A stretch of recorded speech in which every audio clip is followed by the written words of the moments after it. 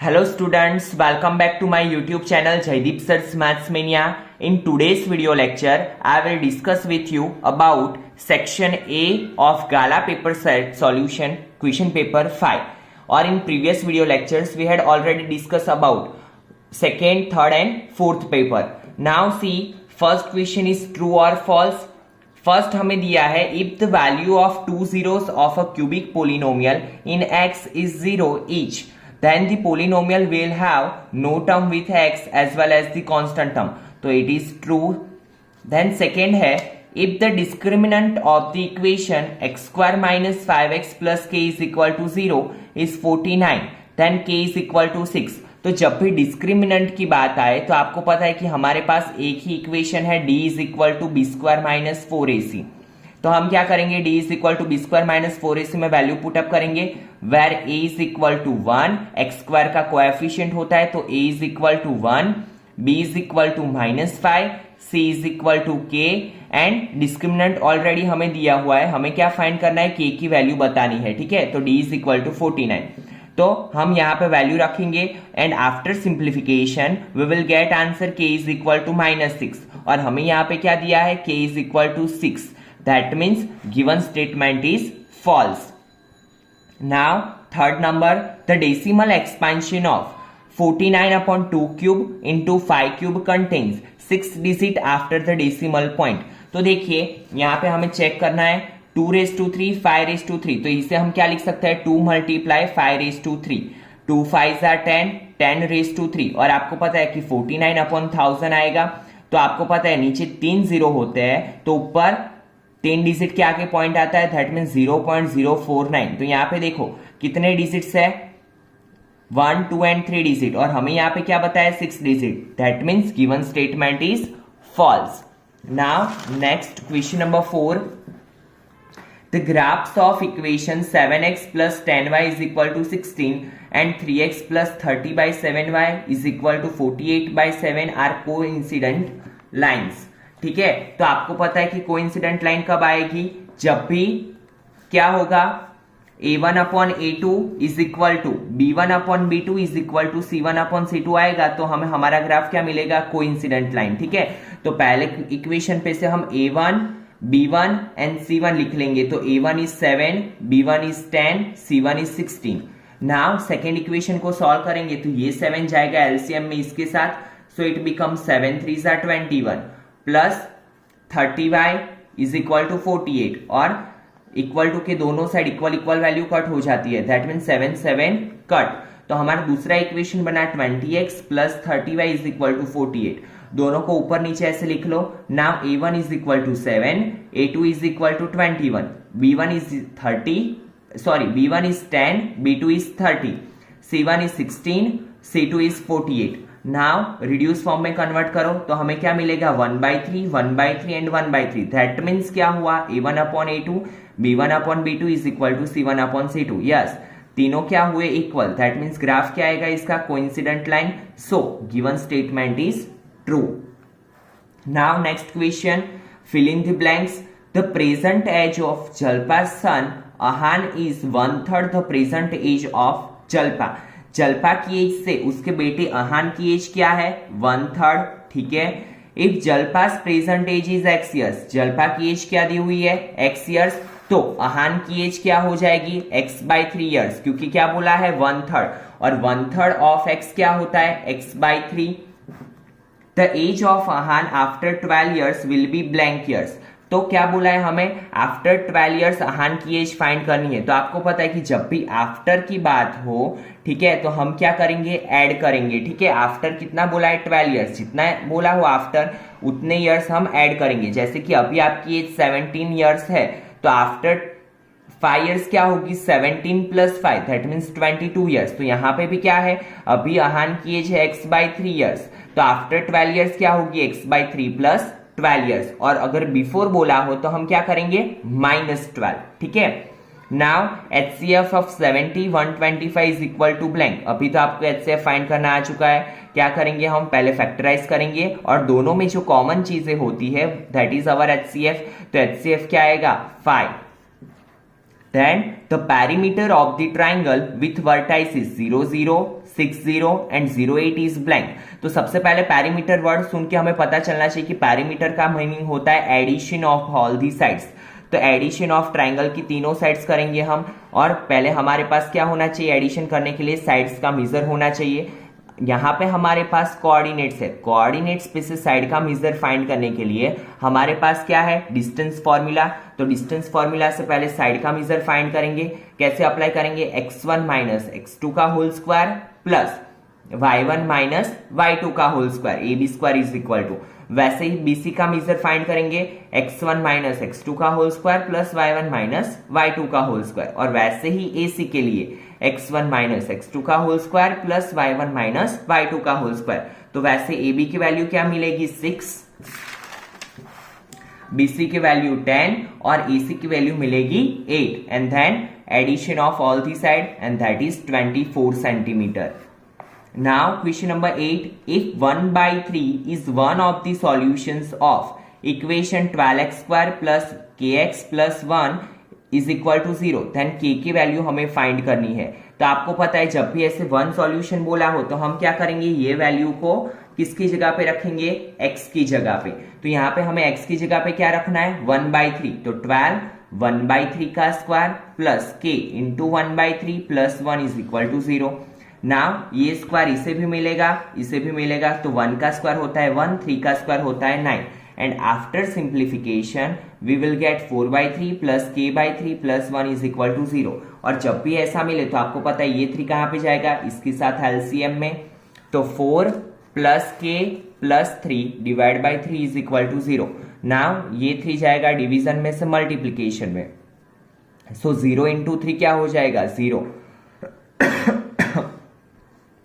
k plus 7, 4 plus 3 क्या है, 7 is equal to 0, so k is equal to -7, k की वैल्यू मिल गई। Now question number 9, the 20th term of the AP 3, 7, 11 is blank. तो आपको पता है A20 है, तो इसका इक्वेशन क्या आएगा, अगर आपको नहीं पता है तो यहाँ पे ध्यान दीजिए, a plus n minus 1 into D, ये इक्वेशन में आपको वैल्यू को रखना है, ठीक है। a इज इक्वल टू है 3, d is equal to 7 minus 3 that is 4, तो A20 हमें इजीली मिल जाएगा क्योंकि A20 इज इक्वल टू क्या होगा, a प्लस 19d, a की जगह पे a की वैल्यू, d की जगह पे d की value, and we will get 79 as answer. Now question number 10, in triangle ABC angle B is equal to 90, angle B कितने का है, 90 का, AB ratio BC is equal to 8 ratio 15, AB की वैल्यू 8, BC की वैल्यू 15, ठीक है, 8 एंड 15। तो सबसे पहले according to Pythagoras theorem what we have to find, value of AC, क्योंकि हमें रेशियो किसका फाइंड करना है, BC रेशियो AC, और पाइथागोरस अप्लाई करेंगे तो हमें AC कितने का मिलेगा, 17, तो BC रेशियो AC कितना होगा, 15 ratio 17। Now answer in one word, state the condition for the quadratic equation ax square plus bx plus c is equal to 0 to have real distinct roots। देखिए इसकी आपको पता है कि डिस्क्रिमिनेंट के लिए हमारे पास तीन कंडीशंस थी, d greater than 0, d is equal to 0, d less than 0। तो ये तीनों कंडीशंस आपको अच्छे से याद रखनी है क्योंकि इसके रिलेटेड ऑब्जेक्टिव आने की बहुत ही ज्यादा पॉसिबिलिटी है, ठीक है।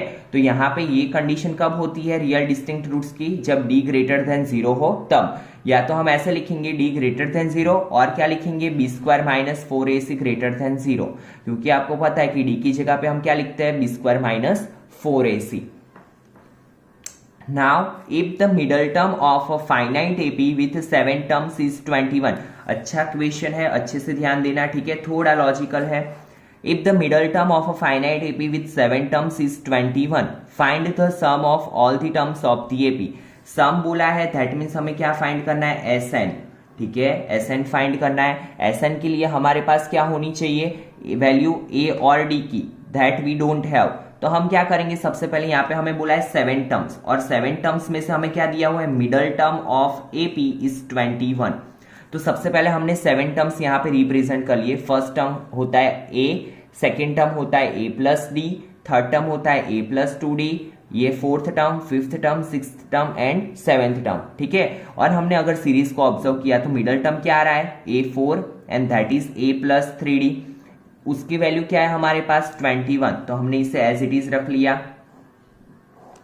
क्योंकि फोर्थ हमें क्या बोला है, मिडल टर्म इज 21 और मिडल टर्म क्या है, फोर्थ टर्म, तो हमने उसे एज इट इज यहाँ पे रख लिया a plus 3d is equal to 21। Now हमें क्या फाइंड करना है, sum of all terms. All terms means all 7 terms, क्योंकि 7 टर्म्स ही है सीरीज में, तो हमने यहाँ पे s n की जगह पे क्या रखा, 7 is equal to n/2, n की जगह पे 7, 2a plus n minus 1 into D, n की जगह पे अगेन 7, तो 2a प्लस 7 माइनस 1 6d। ठीक है, दोनों में से कॉमन क्या निकाला, 2 को कॉमन निकाला, तो अंदर क्या बचा, a plus 3d। Now 2 cut, 7 into a plus 3d, d a plus 3d की वैल्यू क्या मिली हमें, 21, तो यहाँ पे हमने 21 रख दिया, सो आंसर इज 147।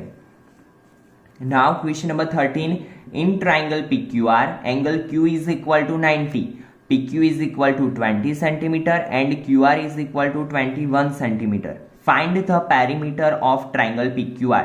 अभी हमने देखा कि अगर हमें पेरीमीटर फाइंड करनी हो तो हमारे पास क्या होना चाहिए, ऑल 3 साइड्स वैल्यू। ठीक है, 2 साइड की है, और जब भी राइट एंगल ट्राइंगल हो तो थर्ड साइड फाइंड करने के लिए हमारे पास एक ही थियरम है, and that is Pythagoras theorem. तो पाइथागोरस थियरम पे से हमने ये वैल्यू फाइंड की, एंड दैट इज 29, क्योंकि 841 का स्क्वायर रूट क्या होता है, 29, and then do addition of all the 3 sides. Now question number 14। ठीक है, ये आपका क्वेश्चन जो है वो रिड्यूस सिलेबस में से पूछा हुआ है, बट फिर भी हम एक बार देख लेते हैं ताकि अगर गलती से ऐसे क्वेश्चंस आ जाए तो आपको पता चले कि क्या करना है। तो सी स्टूडेंट, यहाँ पे हमें दिया हुआ है sine square 22 plus sine square 68 upon cos square 22 plus cos square 68 plus sign square 63 plus cos 63 into sine 27। तो जब भी ऐसे एंगल्स दिए हो जिसकी वैल्यू हमारे पास टेबल में नहीं है, तो हम क्या करेंगे, आपको ऑलवेज यही आइडेंटिटी अप्लाई करनी है। यहाँ पे लगेगी सप्लीमेंट्री एंगल वाली आइडेंटिटी। कैसे, साइन स्क्वायर 22 को एज इट इज रख लो। नाउ साइन स्क्वायर 68, तो 68 को हम क्या लिख सकते हैं, 90 माइनस 22। आपको ये एंगल इसी हिसाब से दिया होगा कि 90 में से ये एंगल को सब्ट्रैक्ट करें तो हमें ये मिले। वैसे ही यहाँ पे cos स्क्वायर 22 को मैंने एज इट इज रख लिया, यहाँ पे 68 की जगह पे मैंने क्या लिखा, 90 माइनस 22। साइन स्क्वायर 63 को एज इट इज रख लिया। नाउ साइन 27 को एज इट इज रखा, 63 को मैं क्या लिख सकता हूं, 90 माइनस 27। नाउ नेक्स्ट स्टेप, तो अभी यहाँ पे जब भी 90 हो तो आपको पता है कि साइन का क्या हो जाएगा, कॉस। यहाँ पे कॉस है तो कॉस का क्या हो जाएगा, साइन। ठीक है, फंक्शन चेंज हो जाता है। यहाँ पे साइन है, 90 है तो साइन का कॉस, कॉस का sine. Again sine square 63 plus sine 27, 90 है तो कॉस का क्या हो जाएगा, साइन, तो sine square 27। Now see student, sine square theta हमारे पास ट्रिग्नोमेट्री में एक आइडेंटिटी है, sine square theta plus cos square theta is equal to 1। एक ही कंडीशन है कि थीटा की वैल्यू सेम होनी चाहिए। तो यहाँ पे क्या है, थीटा की जगह पे 22, तो sine square 22 plus cos square 22 1, cos square 22 plus sine square 22 1, sign square 63 को मैंने एज इट इज लिखा। नाउ सी 27 को मैं क्या लिख सकता हूं, 90 माइनस 63। ठीक है, तो अगेन 90 है तो साइन स्क्वायर का क्या हो जाएगा, कॉस स्क्वायर, तो sine square 63 plus cos square 63 is equal to, इसकी जगह पे मैंने 1 लिखा और ये 1 तो था ही ऑलरेडी, तो 1 प्लस 1 इट बिकम 2। सो आंसर आएगा 2। Now question number 15, in cyclic quadrilateral XYZW angle x ratio angle z is equal to 7:8, find angle z। हमें क्या फाइंड करना है, z एंगल फाइंड करना है। x की वैल्यू है 7, z की वैल्यू है 8x। ठीक है, जब भी रेशियो हो तो हम x में लिखते हैं। और आपको मैंने पहले भी बोला था कि साइक्लिक क्वाड्रिलेटरल में ऑपोजिट एंगल का एडिशन कितना होता है, 180। दैट मीन्स x प्लस z is equal to 180। x की जगह पे हम 7x रखेंगे, z की जगह पे हम 8x रखेंगे, तो 7 plus 8 15x is equal to 180। तो x की वैल्यू क्या मिली, 12, x इज 12, तो एंगल z कितना होगा, 12 8 96।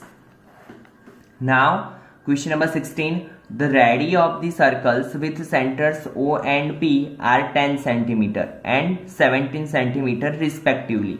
If OP is equal to 5 centimetre, how many common tangents do these circles have? तो देखिए, कॉमन टेंजेंट्स की बात बोलिए। सबसे पहले हमें OP का डिस्टेंस दिया हुआ है 5 सेंटीमीटर। ठीक है, तो यहाँ पे होगा एक O, यहाँ पे होगा P। नाउ हमें क्या बोला है, O सर्कल है, उसकी रेडियस क्या है 10 सेंटीमीटर। ठीक है, अगर 10 सेंटीमीटर रेडियस है तो ये 5 + 5, तो सर्कल ऐसे आएगा। और P की रेडियस क्या है 17 सेंटीमीटर, तो P उसके बाहर ऐसे आएगा। ठीक है, तो दोनों में कोई भी कॉमन टेंजेंट होगा नहीं। ठीक है, तो यहाँ पे क्या लिखेंगे हम, 0 कॉमन टेंजेंट। ठीक है, now question number 17, if the mode of a frequency distribution exceeds का मीनिंग होता है ज्यादा। ठीक है, ये भी एक अच्छा क्वेश्चन है, अच्छे से ध्यान देना। हमें क्या बोला है, mode of a frequency distribution exceeds its median by 8। Mode कितना ज्यादा है मीडियन से, 8, तो z इज इक्वल टू हम क्या लिख सकते हैं, m + 8। So median is equal to क्या होगा, ये 8 इस साइड जाएगा तो m is equal to z - 8। Then the mode exceeds it mean by, हमें क्या फाइंड करना है कि मोड मीन से कितना ज्यादा है। ठीक है, नाउ हमारे पास इक्वेशन है z is equal to 3m - 2x bar. ठीक है, तो m की जगह पे हम क्या लिखेंगे, z - 8 - 2x bar as it is, 3z - 3 8 24 - 2x bar as it is. ठीक है, नाउ ये 3z - 24 को इस साइड ले लो, सो इट बिकम 2x बार। इससे मैंने इस साइड ले लिया माइनस को प्लस करने के लिए, और z को मैंने इस साइड ले लिया, तो 3z - z it become 2z - 24। तो अभी देखो दोनों में से कॉमन क्या निकलेगा, 2 कॉमन निकलेगा। यहाँ पे मैं करके दिखाता हूँ, 2x bar is equal to 2 common निकाला, so it become z - 12, 2 cancel out, तो x bar is equal to z - 12। तो हमें क्या फाइंड करना है कि मोड कितना ज्यादा है मीन से, तो z is equal to x bar + 12, क्या आएगा, ये -12 इस साइड जाएगा तो x bar + 12। Now question number 18, the probability of the month of August of any leap year having 5 Sundays is. तो जब भी ऐसे मंथ की बात आए, मंथ में कोई डेज की बात आए, तो आपको एक मेथड ही फॉलो करना है। सबसे पहले आपको ये पता होना चाहिए कि अगस्त में कितने डेज होते हैं। तो how many days are there in August, 31 days, और वीक में डेज कितने होते हैं, 7 डेज। ठीक है, तो हम क्या करेंगे, 31 को 7 से डिवाइड करेंगे, तो रिमाइंडर कितना बचता है, जो रिमाइंडर बचता है हम वो न्यूमरेटर में लिखेंगे, और डिवाइड में क्या लिखेंगे, जो टोटल डेज होते हैं, वो टोटल डेज कितने होते हैं 7, और रिमाइंडर क्या बचा 3। अगर यहाँ पे फेब्रुआरी की बात होती तो फेब्रुआरी में लीप ईयर में कितने डेज होते हैं 29, तो हम क्या करते 7 4 28, तो 29 - 28, रिमाइंडर इज 1, तो हमारा आंसर क्या हो जाता 1/7। जो रिमाइंडर बचेगा वो हम ऊपर लिखेंगे और नीचे टोटल डेज, जब भी डेज और मंथ की ऐसी बात आए तब। ठीक है, अच्छा क्वेश्चन है, इसे अच्छे से समझ लेना। नाउ अगेन ऐसे ऑकवर्ड एंगल्स आए तो आपको पता है कि कौन सा फॉर्मूला लगेगा, कॉम्प्लीमेंट्री एंगल वाला। तो sin² 29 को मैंने एज इट इज रख लिया, और 61 की जगह पे क्या लिखा 90 - 29। ठीक है, सो इट बिकम sin² क्या हो गया 90 की वजह से cos², and sin² theta plus cos² theta, it become 1। Now question number 20, it is proposed to build a single circular park equal in area to the sum of areas। यहाँ पे ध्यान देना क्या बोला है, sum of areas of 2 circular park of diameters। तो सबसे पहले डायमीटर पे से क्या फाइंड करेंगे हम, रेडियस। तो R1 क्या होगा, diameter divide by 2, 16 divide by 2, that means 8 centimetre, and R2 क्या होगा 12 divide by 2, that means 6 metre. ठीक है, in a locality then the radius of the new park would be blank metre. हमें क्या बोला है कि न्यू पार्क जो बन रहा है वो क्या है, addition of sum of areas of 2 circular park, 2 circular park के एडिशन जितना, तो हमें वो पार्क की रेडियस फाइंड करनी है। तो ऐसा क्वेश्चन आपकी एक्सरसाइज 12.1 में है। Area of single park is equal to क्या लिखेंगे, area of circular park 1 plus area of circular park 2। Now इसको हमने कैपिटल, इसकी रेडियस को हमने कैपिटल आर ले लिया, तो πr² is equal to πr1² plus πr2², क्योंकि यहाँ पे सर्कुलर पार्क की बात हो रही है। नाउ दोनों में से कॉमन क्या निकलेगा, पाई, तो pi cut, r² is equal to r1² plus r2²। r1² की वैल्यू है 8, 8 का स्क्वायर 64, 6 का स्क्वायर 36, तो r² इज इक्वल टू क्या मिला हमें 100। Now take square root on both the sides, तो स्क्वायर रूट लेंगे तो क्या होगा 100 का स्क्वायर रूट क्या हो जाता है 10, तो r is equal to 10 metre. Now question number 21, two metallic spheres of radii 9 centimetre and 10 centimetre are melted and recast. ये भी आपके आउट ऑफ सिलेबस में से है, बट फिर भी अच्छे से एक बार ध्यान दीजिएगा। 10 centimetre are melted and recast to make 2 new spheres. If the radius of one of the new sphere is 12 centimeter, the radius of other new sphere। क्या बोला है हमें कि मेटालिक स्फीयर ऑफ रेडियस, दो अलग अलग स्फीयर को melt करके रीकास्ट मीन्स एक नए स्फीयर, दो नए स्फीयर बनाए जा रहे हैं, 2 न्यू स्फीयर्स। उसमें से एक जो बना है उसकी रेडियस क्या दी हुई है 12 सेंटीमीटर, और हमें किसकी फाइंड करनी है दूसरे की। तो पहले R1 लिख लो 9 सेंटीमीटर, R2 लिख लो 10 सेंटीमीटर, ये दोनों को मिक्स किया, ठीक है। और जब भी ऐसे मेल्ट एंड रीकास्ट की बात आए तो हम ऑलवेज किसका फॉर्मूला यूज करेंगे वॉल्यूम का, ठीक है। किसका फॉर्मूला यूज करेंगे वॉल्यूम का। तो 4/3 पाई r1 क्यूब प्लस 4/3 पाई r2 क्यूब, और उसमें से जो नए स्फीयर बने उसकी रेडियस को हमने capital R1 and capital R2 ले लिया, ठीक है। नाउ 4/3 पाई को कॉमन निकाल लो, तो अंदर क्या बचेगा R1 cube plus R2 cube is equal to 4/3 pi R1 cube plus R2 cube. Pi 4/3 pi cut, तो R1 cube plus R2 cube की वैल्यू रखिए and after simplification we will get answer R2 is equal to 1 centimetre. तो जो दूसरा वाला new sphere है उसकी radius क्या होगी 1 centimetre. Now if S1 denotes the surface area of a sphere with radius r and R2 denotes the total surface area of a cylinder with radius r and height 2r, then holds blank good। तो देखिए यहाँ पे पहला क्या दिया है surface area of sphere. Surface area of sphere का equation क्या है 4 पाई r स्क्वायर, और यहाँ पे रेडियस भी हमें क्या बोली है r ही बोली है, तो इसका आएगा 4 पाई r स्क्वायर। दूसरा क्या बोला है total surface area of cylinder. Total surface area of cylinder का इक्वेशन क्या है 2 पाई r into H plus r।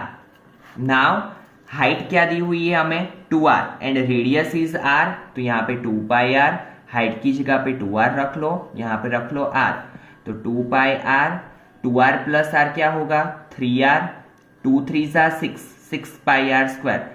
तो ऑब्वियसली ये क्या हुआ ये है S2 और ये क्या हुआ S1, तो 4 पाई r स्क्वायर से तो 6 पाई r स्क्वायर ऑब्वियसली बड़ा होगा, तो यहाँ पे क्या आएगा S1 लेस देन S2। कौन सा ऑप्शन आएगा S1 less than S2। Now question 23, match the following. The 30th term of the AP 28, 25, 22 ... is blank। तो हमें 30th टर्म फाइंड करना है, तो 30th टर्म को हम क्या लिखेंगे A30 is equal to A plus 29D, ठीक है। A की वैल्यू भी मिल जाएगी, D की वैल्यू भी हमारे पास है, तो उस पे से हमें 30th टर्म मिलेगा, क्या मिलेगा -59। Now question number 24, part A part B.